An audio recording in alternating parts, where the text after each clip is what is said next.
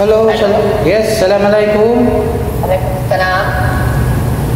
طريق تسوي واحد سوشي ديناميت شرب. Okay.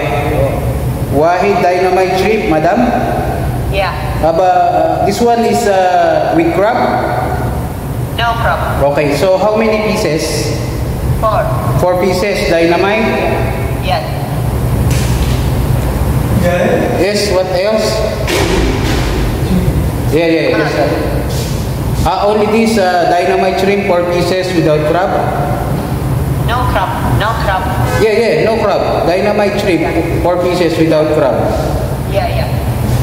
This it, madam. No drinks. No drinks. Okay. But you come here to pick up, okay? Yes. Okay. Okay, thank you. Have a nice day.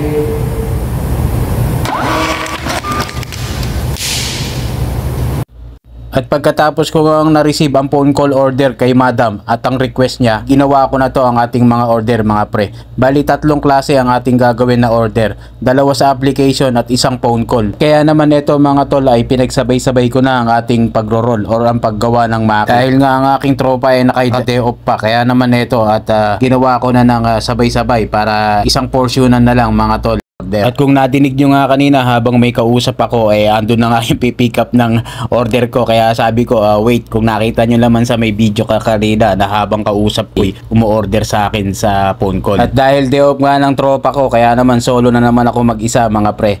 Kaya naman ito inuna ko ng i-roll ang teriyaki salmon at ang aming salmon avocado. And then after naman niya, ang gagawin ko naman yung gathering box na pang 16 pieces na 99 real po for types of maki or uramaki mga boss. At ito na nga at pinagro-roll ko na ang ating mga order na application and then ang ating phone call mga pre.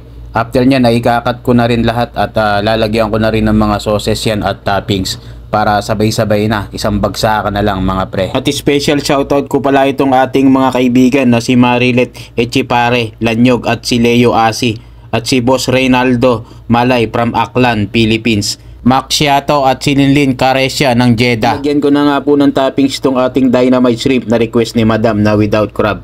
At sinunod ko na ang gathering box ang ating order na isa from Jahes application. Siyempre pagkatapos natin i-prepare lahat yan at ilalagay na natin sa labas yan at ite-take away na natin. At di ko na ipapakita sa vlog, baka humaba na itong ating kwentong bagong. Yun lang, salamat. God bless everyone. See you may next vlog. Alright.